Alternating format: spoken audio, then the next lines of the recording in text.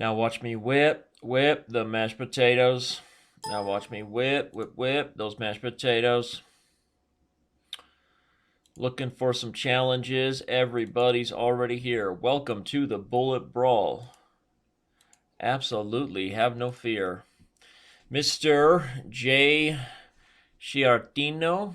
Sounds like something special.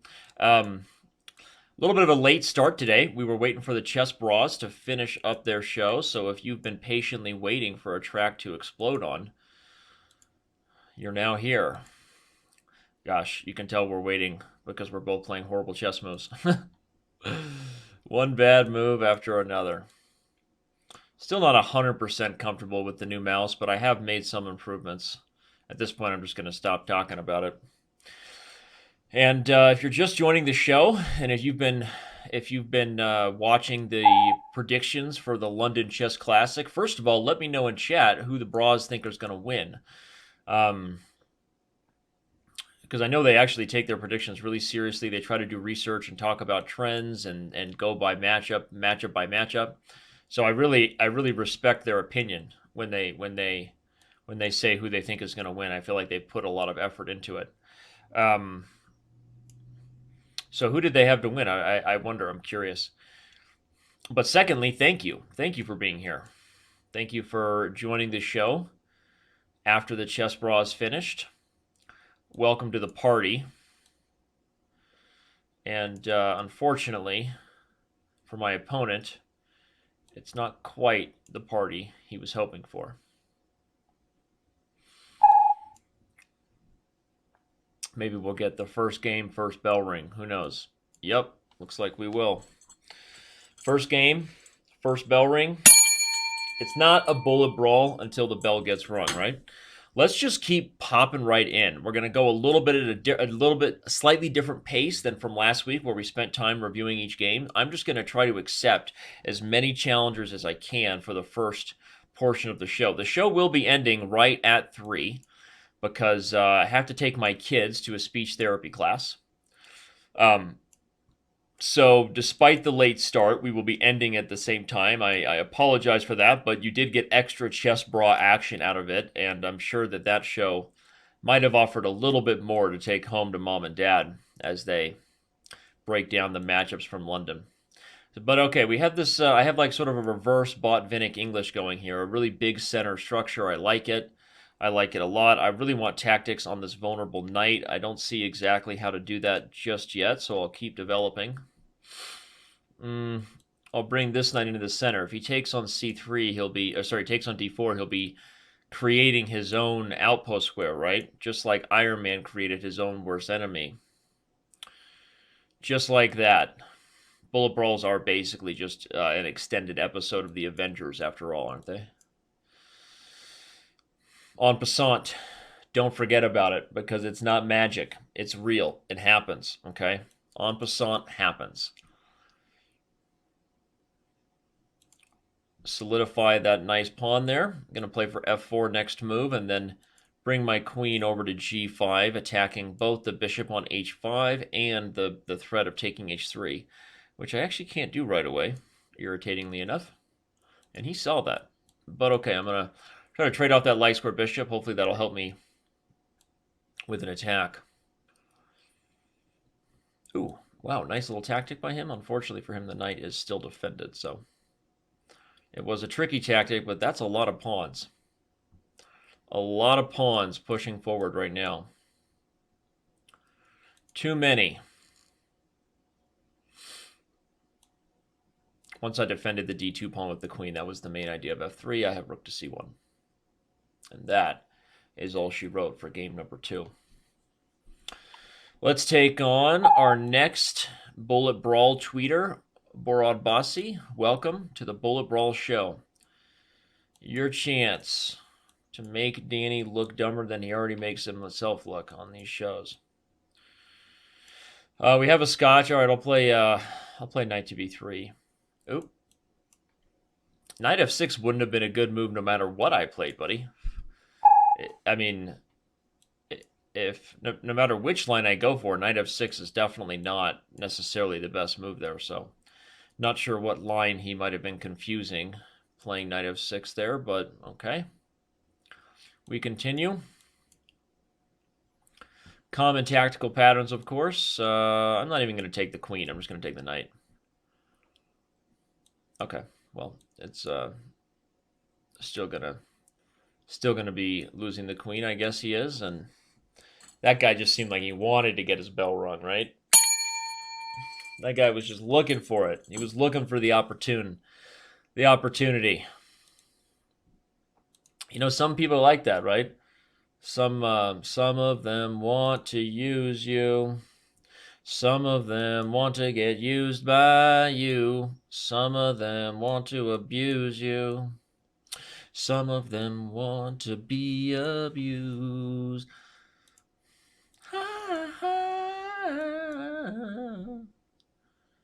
Hey, hey, hold your head up, moving on. Keep your head up, moving on. Hold your head up, bullet brawl. Keep your head up, bullet brawl. Hold your head up, bullet brawl. Keep your head up, bullet brawl. Hold your head up, bullet brawl. Keep your head up. I think it's going to be a nice little fancy mate.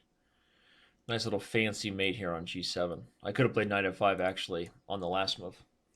A lot of people just wanting to get their bell rung today. Why do you think I thought of that song, right? Sweet dreams are made of these. Who am I to disagree? Travel the world and the seven seas. Everybody's playing the bullet brawl.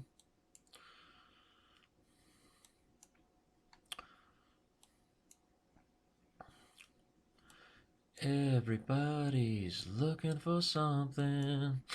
Sweet dreams are made. I'm going to use my structure. I have the 4 on 3. I'm going to play f4 and try to build up the king side space. Maybe e5 is coming. Maybe. Maybe, baby. That loses a piece. Tactics. This is a common tactic because white always wins a piece in that line because at the end of everyone getting the queen, I started it with a capture, right? So it's an important tactic to be aware of and to not miss.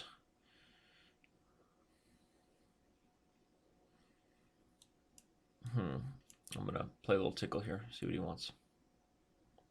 All right, we'll go for this now. Ooh, well, I think he might have forgotten that was an issue.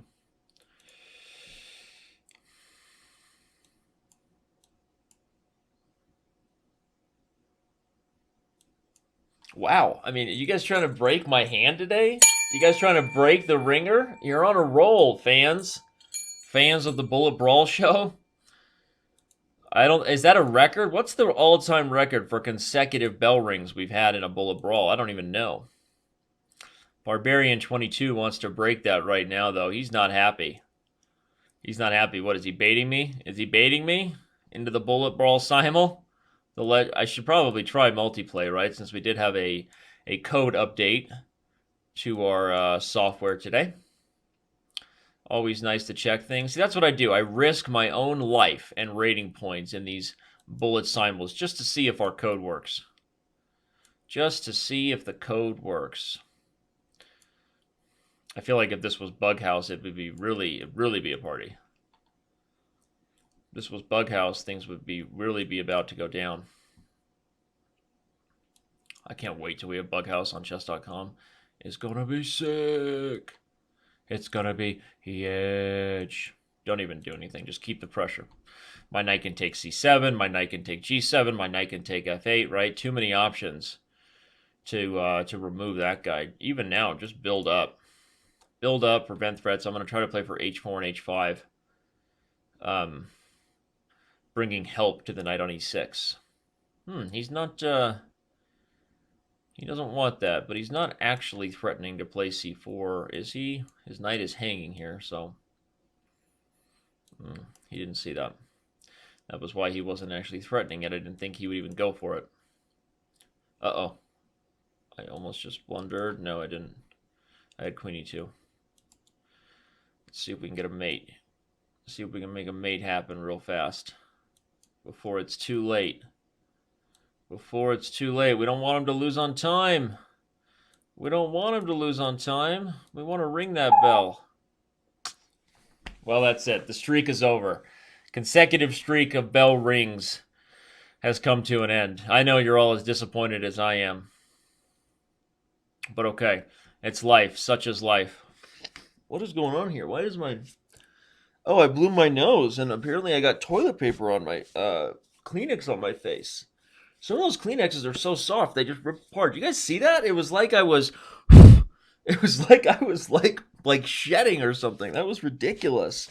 That happens when you shower and then blow your nose, with this right here, real fancy. This is chess.com's budget here. That's how we blow our nose around the office.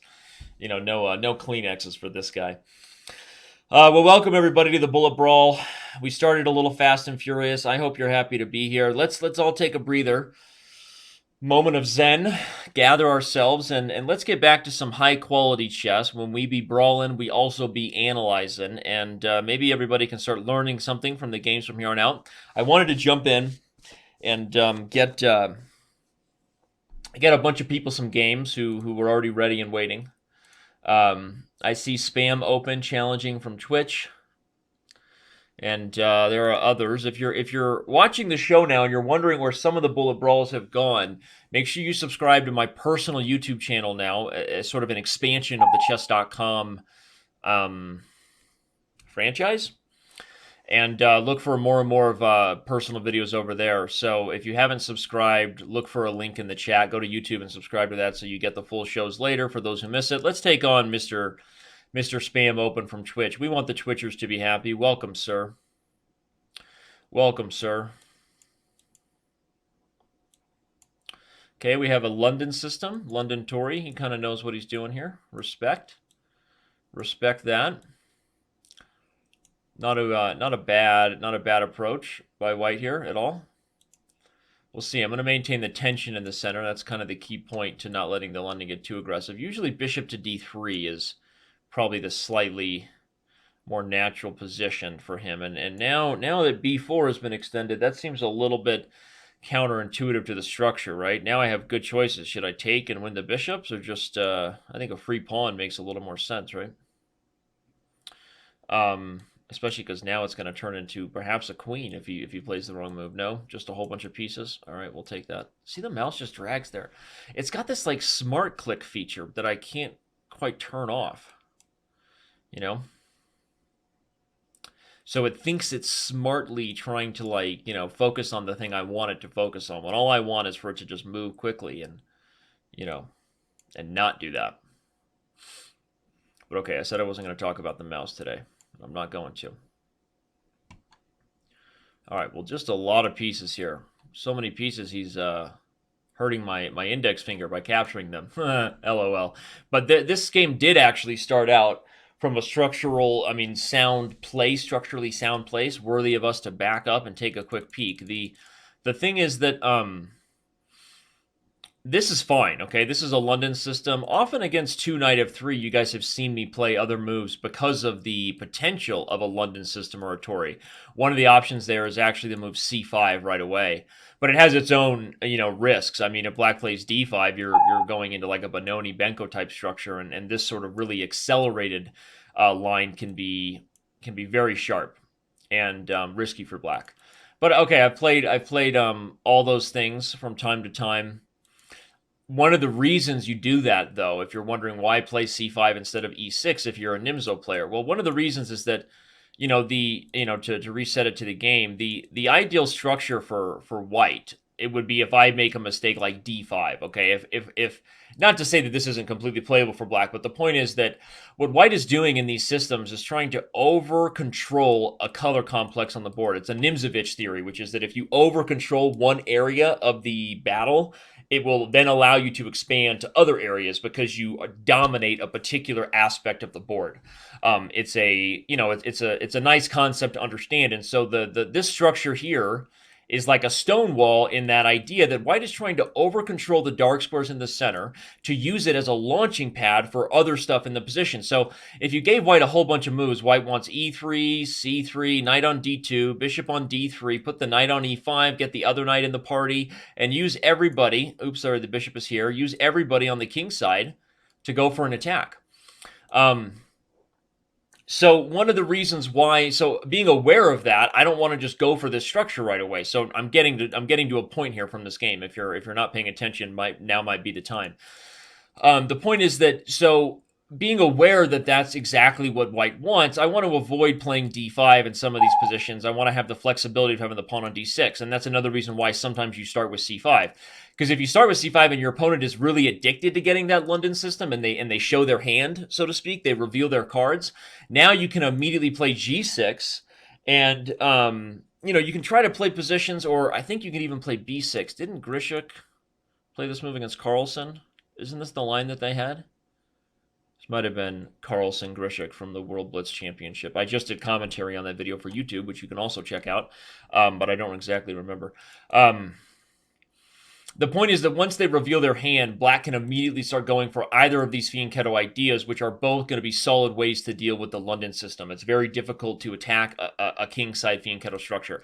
These seem simple, and sometimes maybe I overdo talking about these pawn structure points for those of you who watch the shows regularly, but partly that's because I think that often what happens is people aren't thinking a big picture enough, so they put their pieces on squares that make them feel like they're developing, right? I got my pieces developed. How could my position be that bad? Without ever actually taking the time to understand like where the pieces belonged in that position. Where did they need to go? Don't develop them just because, So you got to be thinking about all this stuff as you play chess. The amateur develops his plan, like I said, after the opening. The master is already thinking about this with every single move. And back to the game, I didn't play c5, but what we did was normal. So this is also, if I'm not going to get my double fianchetto system, then this is kind of like my favorite thing to do as a Nimzo Queen's Indian player. This position is solid for both sides. I'd say bishop to d3 makes a little bit more sense in terms of the whole idea of this line. But it's not like white is worse here until this move, b4. b4 is counterintuitive as far as your goals in this position. One, I could have just taken on b4 and won the pawn, which might have been the best idea. I wasn't thinking. But the other thing I could have done was knight to d5 right away, forking the bishop and the pawn, which would have probably led to similar tactics in the game. So the last thing I'm going to leave you with is that b4, if you're going to play for this idea, one, it needs a lot more support. Two, it's not something I believe to be the best way to approach the position. With the bishop on d3 and the queen on e2, you want to play e4, e5, sort of change the structure to perhaps have an open space toward the king side. That would be things that I think would be more natural for white in these positions. So there you go. That's the first Bullet Brawl analysis session of the day. Game on, Donkey Kong. Our next Bullet Brawl comes to us from Viva La Mija. Viva La Mija. That's what his profile says. All right, we got a B3 here. We got a B3 here. Initiate launch sequence. We got a B3 here. Why do I always get such a bad position against this line? I don't even understand this line. It's like I don't even like jelly. What is jelly? Don't even like it. I'm going to bring my queen to e8 perhaps and try to play over here on the light squares, yeah? I like my idea of ganging up on that pawn right there, love. Perhaps I should try an entire Bullet Brawl with only the English accent, yeah? We try it 3 times. 3, 1 for you, 1 for me, and 2 for your good uncle, right? The Pope. Right. Yeah, right. That made no sense there. And you like slip into an Aussie. Yeah, right. Absolutely. If you want to learn how to master the Aussie accent, that's the word I recommend that you master. Absolutely. Then eventually you can evolve into abso-friggin-lutely. Right, absolutely. Oh, I just blundered a piece. Oh, my shenanigans. I am not paying attention. Holy doo-bop. Holy doo-bop. Do my best now. Now I got to flag him because I blundered. Let's go after that D pawn. Boom. We're getting our chances back. Go here and then here. Seems to make some sense. What? Oh wait, he's going there. Okay. Wait, isn't that an exchange? I think it is.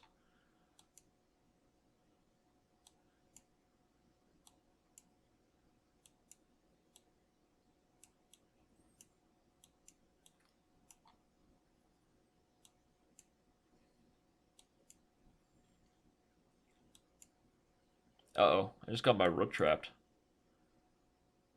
What was I thinking? I don't even know what I was thinking there. But if he lets my rook out, I'm going to be super happy. He did it.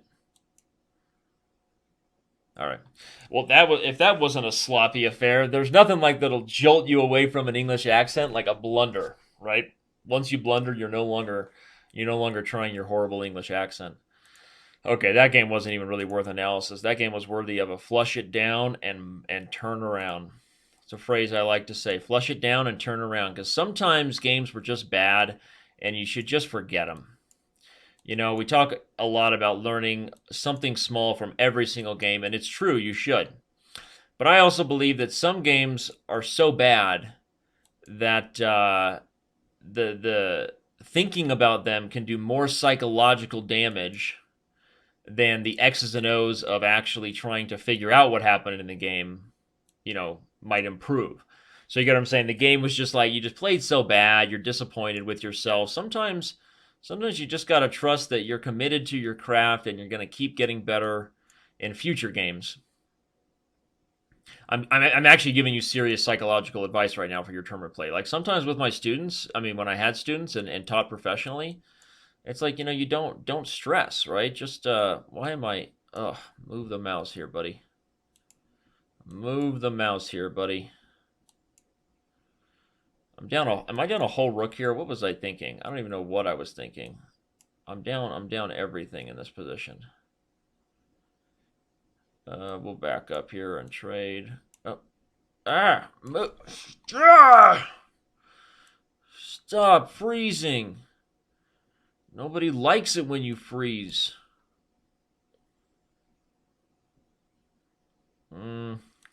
How is this happening? I don't even know what's going on here.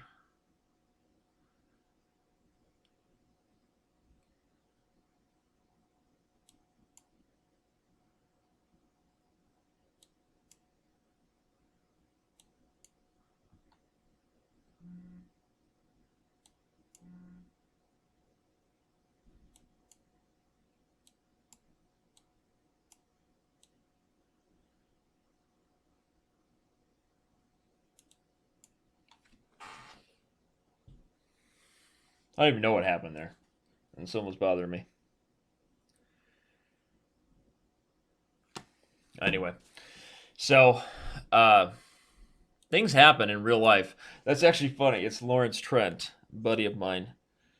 It's always fun when you make your own peers laugh, because I consider Lawrence to be like maybe the best chess commentator in the world.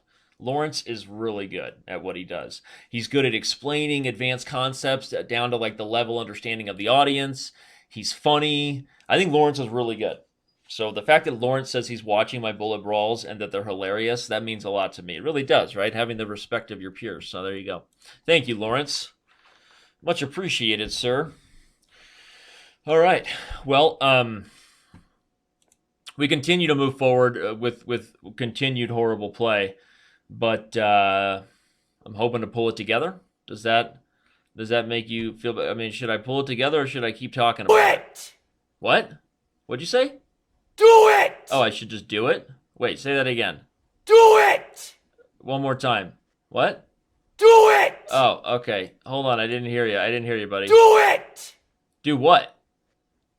Do it! Okay, I get it. All right, go somewhere else. All right, let's keep playing here. Here we go. Pawn 666. You ready?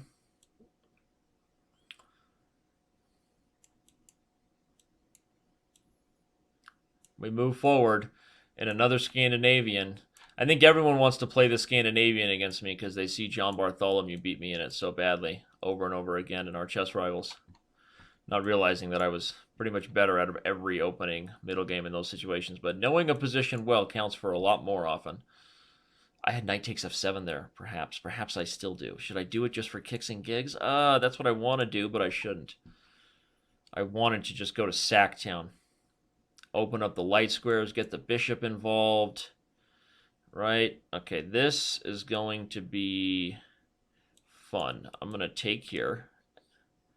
Oh, I didn't mean to do. I thought I was sacking in a way that was going to deliver something better than what I'm getting, but I still think the knight on d6 is pretty strong. I'm going to bring the queen over to the king side and try to launch a checkmate attack. We'll back up and take a look at this game. I think there's some worthy instructional moments after I win. Only after I win, okay? Come on. You all know I don't believe in going over losses. Oh, look at that. He's going to bring the queen over to defend. Makes sense.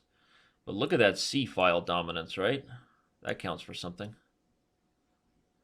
Look at that C-file dominance. I'm going to swing the rook over to the G3 square and put a little pressure on that queen to find a square. I'm not sure he saw that coming. Might have been like, hey, what's going on here? It's like, where's the queen, love? Where's she going here? Right. Well, there you go. It's over, Red Rover. Let's back up and take a peek at this one because we had a Scandinavian. Nothing to it. Probably when your opponent commits the knight on f3 that early, you should be looking, if you're a Scandinavian player out there, you should be looking to play the bishop g4 lines because there's a reason that that white often plays like d4 and bishop c4 first, maintaining some flexibility in the development pattern. Because one of the main ideas behind the Scandinavian is you're opening this D file, right? And you're wasting time in the process, but you're hoping that the lone pawn in the center, aka the D4 pawn, is going to be a target for you for the rest of the game. That's one of your main goals. Did you know that? Okay, now you do. And the main defender of that pawn, besides the queen for white, is often this knight over here on either f3 or e2. So that's the reason they kind of avoid these pins often. They want to maintain more flexibility in the position and not allow their opponent to get rid of kind of a key piece in the very common middle game.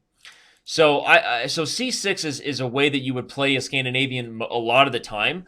But in these lines, if you play knight f6 instead, and I forget that I've allowed this early bishop g4, after d4, you might immediately go for this line. And if I just keep like making moves, not realizing what's going on, you play knight to c6 instead of the pawn on c6, and these lines are really sharp, right? You're going to castle long, you've got the rook on the d file, threats of e5, and everybody is focused on a singular goal, right? Whenever all your pieces are working together, hitting a point, okay, your chances of success, okay, the bishop isn't theoretically hitting d4 directly, but it's removing one of the key defenders the white has. So these are things you should think about when you're playing the Scandinavian. But rather than that, my opponent committed c6 pretty early, probably a little bit dubious, and even lost time. Certainly voluntarily retreating the queen was not your best move because you're supposed to wait for me to play bishop d2, right? Now you brought the queen back before I had to put my bishop on a bad square. So that helps. I'll put the knight out, develop my bishop to f4 in one move, and already you're looking at a pretty nice initiative for white. Did I have, after knight d7, did I have this move? I think I might have. I think this might have just been winning on the spot. That's why I wanted to play it after castles. You know, whenever you make a mistake, the next move you want to make up for it so badly, you try to force yourself to believe the tactics work, and they really don't. But okay, here I think this is just winning. I think I'm taking with check and then moving my knight somewhere. Right? It seems that way. You know what's funny, though? This is a lot like that Title Tuesday game from the other day. Like, no matter where I move the knight, you play this move next. Look at that. You're stopping like every checkmate, and my queen is overextended. So probably if I got this, I would need to make another like sort of safe move. Oh, but you know what's sick? Look at this. If I play knight g5 and you play knight e5, I just take it. And when you take, I actually take with check and win the queen back. And you can't take on g5 because queen f7 is mate. If you move your knight to a more passive square, that might be the key. Maybe you can do that. What's funny is I may still be able to go for some lines where you take on e6 and I say I don't care.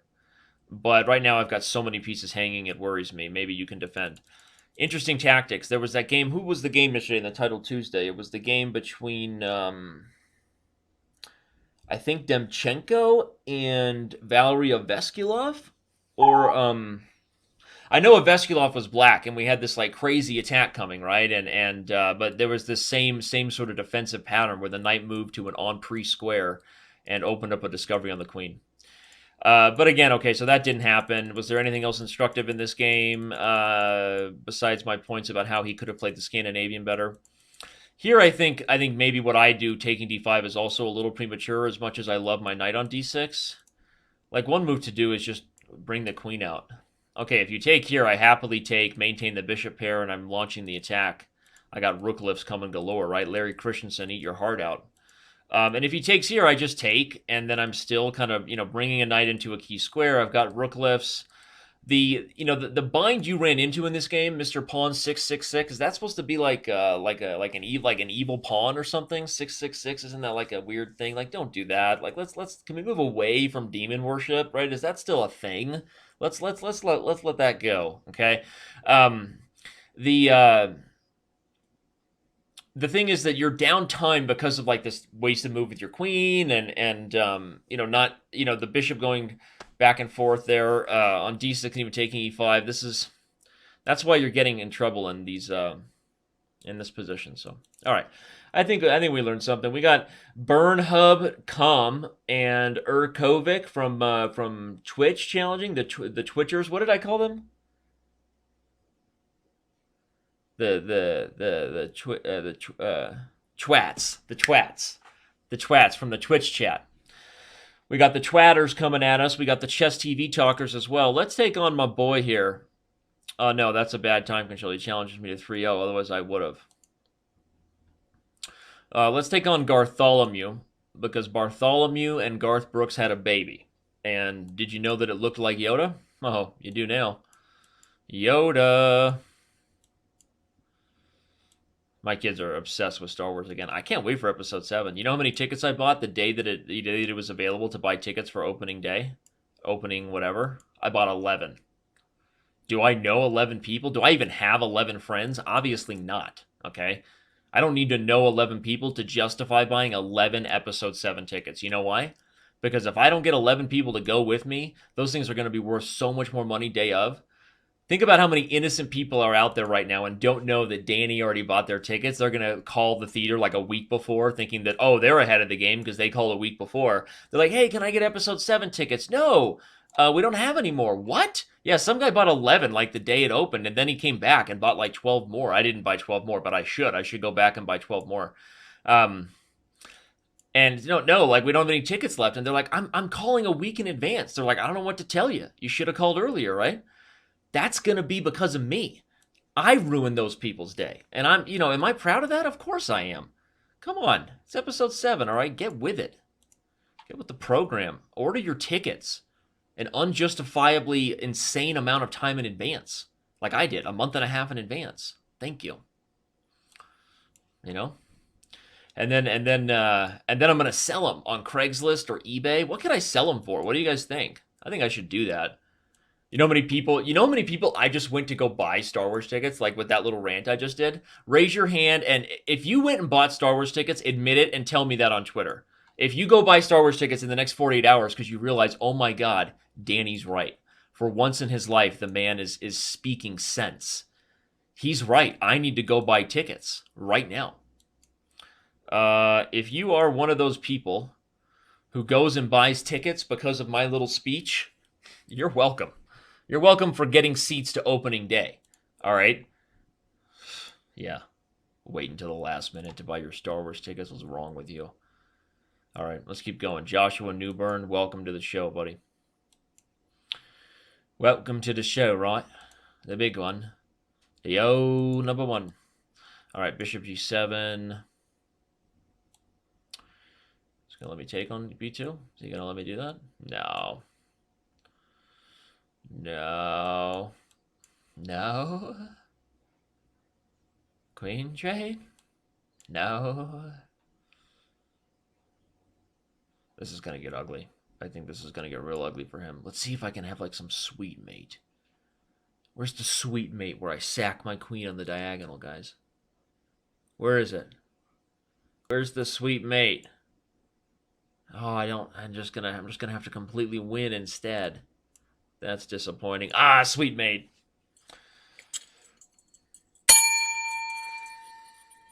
Hello. That's right. All right. What do we got? We got another one coming at us. Looking for some usernames I recognize from Twitter or Twatters. There we go.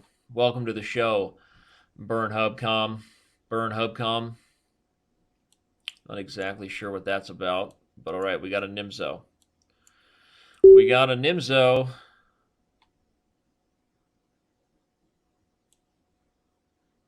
I guess I'll go for this. I'll take it. Bake it. Rook on the B file. This guy knows what he's doing. I should probably be a little more careful, huh? This guy seems to know what he's doing.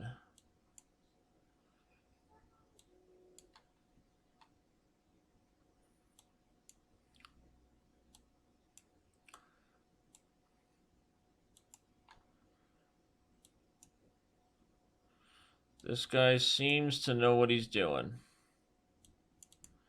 Ugh, hate my mouse.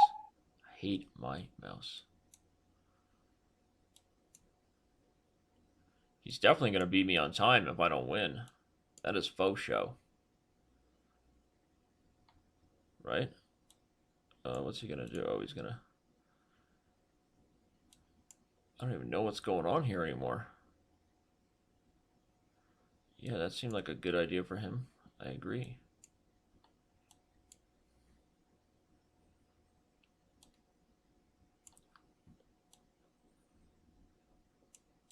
I can't move fast enough.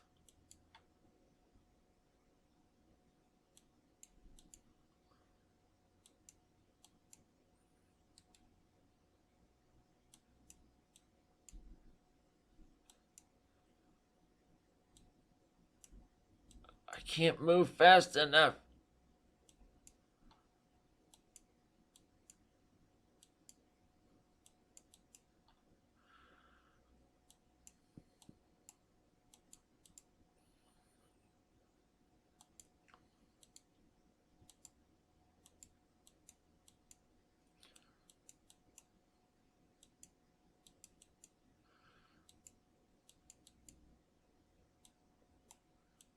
Ah! I don't have it to time scramble with anybody. I'm going to lose on time. I couldn't do it. Yeah. That's the last time I ever take advice from Matt. That's what I'm talking to you, buddy. The last time. I should have stuck with my ugly old tweaking mouse. You know. That's what happens when you try to get a smart gamer's mouse and you have no idea how to turn off the technology. Burn hub. Burn hub. Darn it. That's the first time I've lost a game like that in a long time. I mean, of course, anybody could have clicked draw a million times, right? I almost came back. Wow, he only had 1 second. I wasn't even focused. I thought I was like way down. I should have given some random check or something and made him move. I tried to before, but I just couldn't do it. It's really no match if you're under time pressure to play with an open king versus a queen because, like, you know, you try to pre-move this move assuming a check and then they don't move. They move something else, and then by the time you make up for the fact that, you know, your pre-move failed, it just kills you.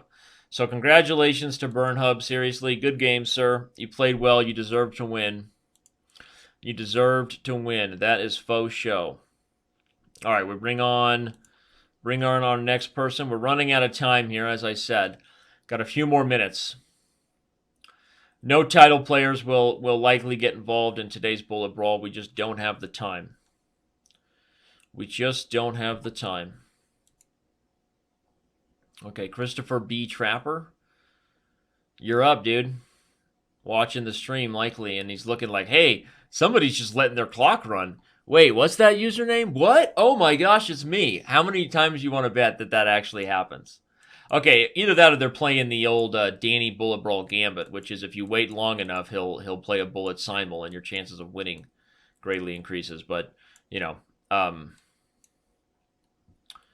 don't know that he was going for the bullet simul as much as he was just staring at the screen thinking, hey, somebody's just letting themselves lose on time. And then it's like, wait a second, I recognize that username, right?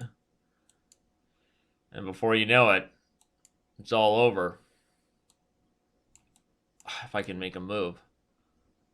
If I can make a move.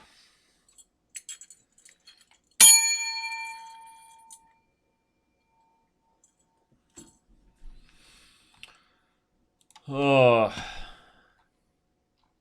All right, let's take on some more. Take on some more. What? You've never had a s'more? Max VMV. Welcome, sir. Max VMV. Should I go for the bullet simul? I would if there was some of these games were 1-1, but in the 1-0, we've already seen that I can't keep I can't keep from holding back my frustrations. I'm really trying not to. I'm going back to old number 1. Next time I play a real bullet match with I'm going back to old number 1 in terms of the mouse. Will I care if it clicks on YouTube? No. You know, when you've had a mouse for that long, you bond with the mouse. You bond with it. And that bond doesn't just go away. You know exactly, you know the touch, right? You know all the right moves, all the right places to touch, right? To really get the best out of it. Yeah, we're talking about mice here, people, mouse speed. So, but and then when you go away from that, because the newer, cooler mouse is younger and gets you into more parties, right? Makes you, but then all of a sudden you're missing the comfort of the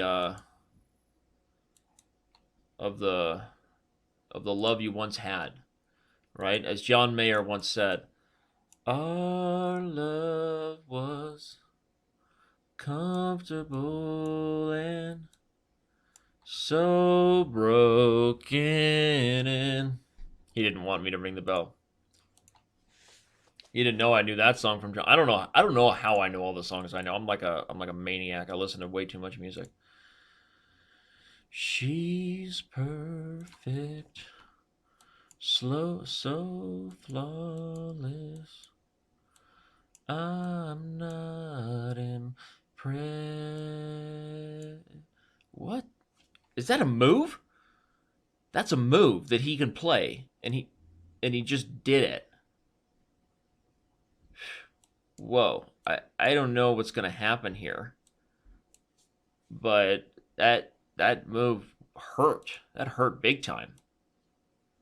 I obviously have something to learn here.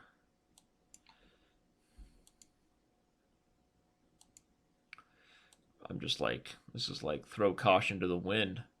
See if I can stay on the board with this guy who just knows his stuff. This guy knows his stuff right now. That helped. That helped a little bit. That was a blunder. Chekaruski. Whoa, town.